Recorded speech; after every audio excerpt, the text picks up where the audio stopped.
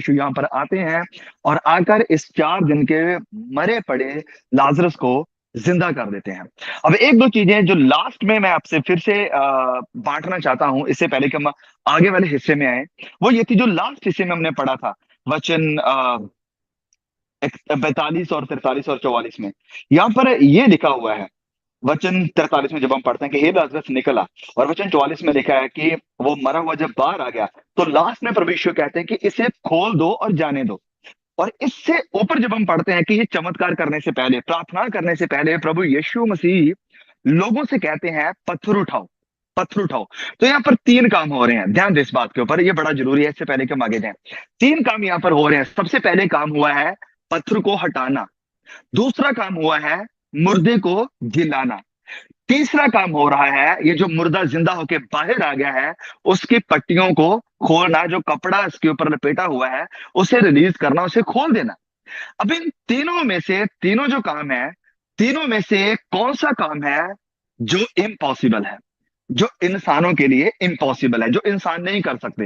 Well, तो clearly आप सबका जवाब यही होगा कि इंसान लोग मुर्दे को जिंदा नहीं कर सकते। यस, आपने बिल्कुल सही कहा, इंसान मुर्दे को जिंदा नहीं करते और ना ही कर सकते हैं। लेकिन जो दूसरे काम है, एक तो पहला और एक लास्ट वाला जो तीसरा है, यानी पत्थर को हटाना और मुर्दे की पट्टियों को, जो कपड़ा लपेटा हुआ उसे खोल देना, ये दोनों काम इंसान कर सकते हैं। तो यही चीज मैं आपसे यहां पर कहना मांगता हूं, प्लीज बहुत ही ध्यान से सुने। जो काम हमारी हाथ से बाहर है, हम नहीं कर सकते, डॉक्टर भी जवाब दे चुके हैं, डॉक्टरों की भी रीच से बाहर है, कोई भी कुछ नहीं कर सकता, इंसान के हाथ खड़े हैं। वहां पर खुदा हमारी मदद के लिए है, वहां पर परमेश्वर है हमारी मदद करने के लिए, असंभव को संभव करने के लिए और अद्भुत काम करने के लिए, चमत्कार करने के लिए। और यहां पर हमें प्रार्थना करने की जरूरत है कि प्रभु तू अद्भुत काम कर, और वो परमेश्वर करेगा। ये काम परमेश्वर करेगा जो हमारे हाथ से बाहर है। आपने कितना किसी को समझा लिया, कोई नहीं समझ रहा है, कोई नहीं मुड़ रहा है, ठीक है, आप नहीं कर सकते, आप किसी के मन को नहीं बदल सकते, बिल्कुल नहीं बदल सकते। समझा सकते हो लेकिन बदल नहीं सकते, वो बदलने का काम परमेश्वर के हाथ में छोड़ दो, यहां पर प्रार्थना करो। लेकिन जो 2 काम है, पहला पत्थर को हटाना और तीसरा पट्टियां खोलना, कपड़ा खोलना जिसमें मुर्दा लपेटा हुआ था, वो इंसान कर सकता है। यहां से एक बड़ी जरूरी बात मैं आपसे कहना मांगता हूं, प्लीज ध्यान से सुने। जैसे कि आज कई ऐसे चर्चेस हैं, कई ऐसी संस्थाएं हैं, कई ऐसे ग्रुप हैं, हम स्पेसिफिकली उन्हें कल्ट भी नहीं कह सकते हैं क्योंकि हम हर किसी को कल्ट का भी जो है नाम नहीं दे सकते हैं। लेकिन कई ऐसे चर्चेस हैं, ऐसी ऑर्गेनाइजेशन हैं, ऐसी संस्थाएं, ऐसी कलीसियाएं हैं जो कि इन चीजों में बहुत ज्यादा एक्सट्रीम लेवल पर गलत जा चुकी हैं। कहते हैं कि विश्वास दिखाना है, हर चीज के लिए विश्वास ही दिखाओ।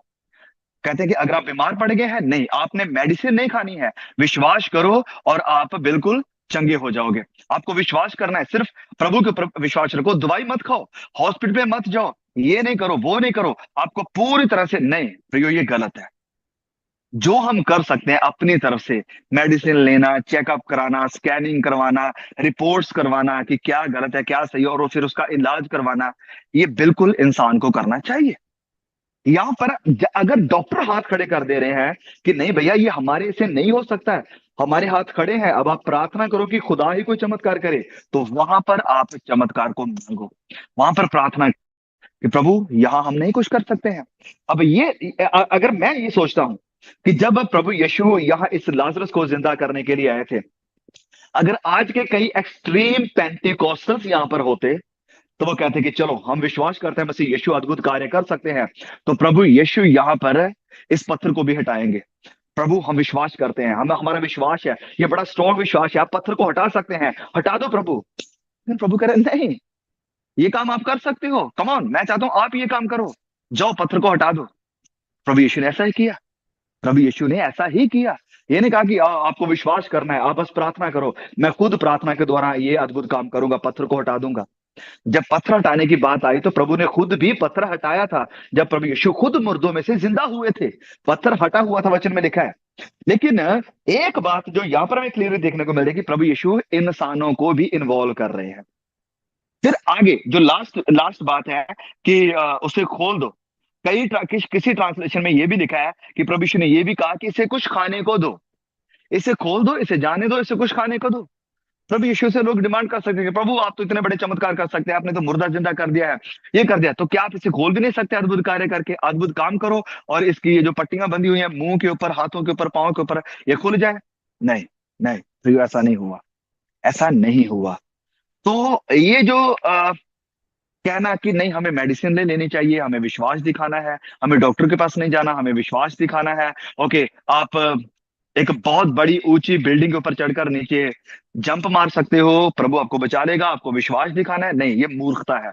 आप जहर को खा लो, प्रभु आपको बचाएंगे, विश्वास दिखाओ, ये मूर्खता है। जानबूझकर आप जहर नहीं खा सकते, जानबूझकर आप सांपों को पकड़कर नहीं कह सकते सांपों मुझे काटो, मुझे प्रभु के ऊपर विश्वास है, ये बेवकूफी है, ये विश्वास नहीं है। बेवकूफी में और विश्वास में बहुत बड़ा अंतर है, और इसका जो अंतर है वो बड़ा समझने में हमें कई बार मुश्किल भी हो सकती है कि कहाँ विश्वास दिखाना और कहाँ बेवकूफी है। इसके लिए हमें चाहिए कॉमन सेंस, और कॉमन सेंस किसने दी है? नहीं, ये शैतान की तरफ से नहीं आई, कॉमन सेंस हमें खुदा ने दी है।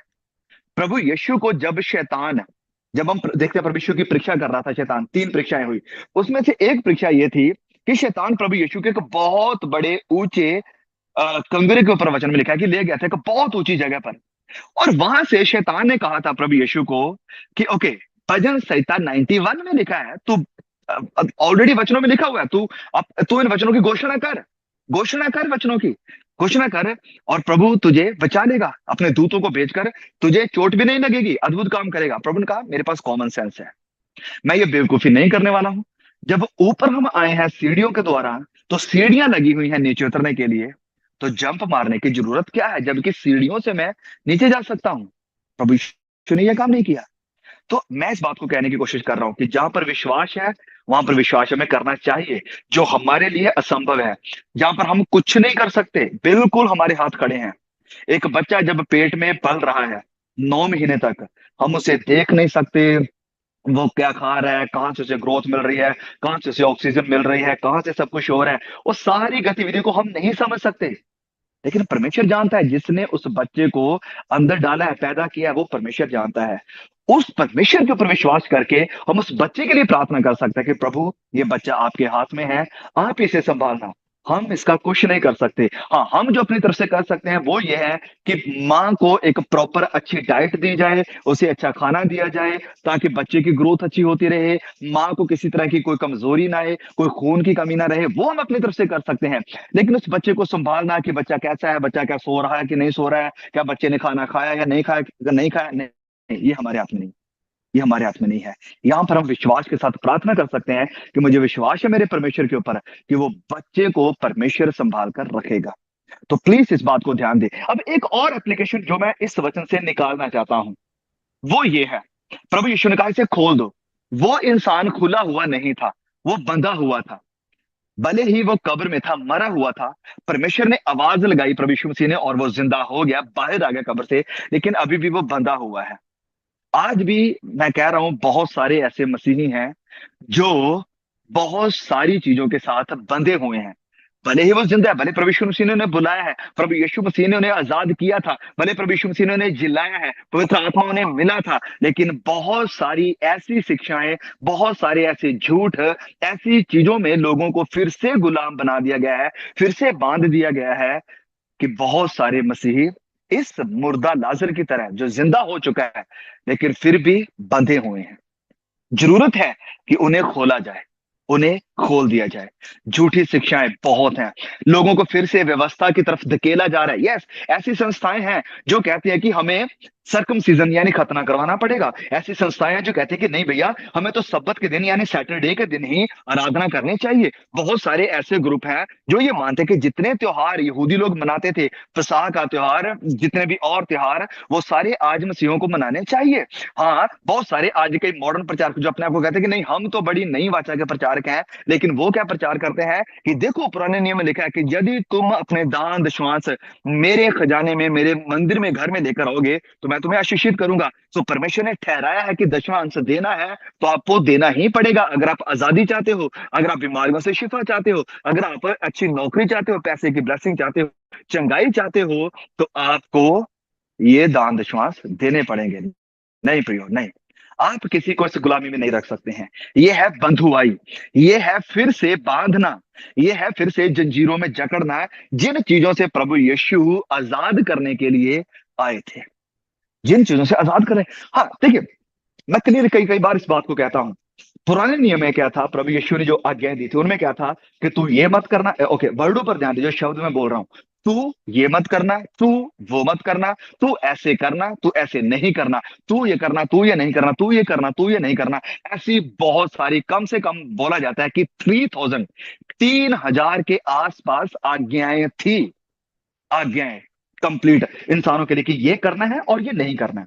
लेकिन नए नियम में जब हम आते हैं तो नए नियम में क्या है, मैं उन्हें नया दिल दूंगा, मैं उन्हें उनकी मदद करूंगा, मैं तुम्हें चलाऊंगा, मैं तुम्हें गाइड करूंगा, मैं तुम्हारा सहारा बनूंगा। जब आप इब्रानियों की किताब में पढ़ते हैं तो वहां पर क्लियरली नई वाचा के बारे में बताया गया है कि नए नियम में परमेश्वर कहता है कि मैं ये करूंगा तुम्हारे लिए, मैं तुम्हारे पास आऊंगा, पवित्र आत्मा को भेजूंगा, मैं तुम्हें अकेला नहीं छोड़ूंगा, मैं तुम्हें अनाथ नहीं छोड़ूंगा, मैं तुम्हारे पास आऊंगा, मैं एक मददगार भेजूंगा, वो तुम्हारी मदद करेगा।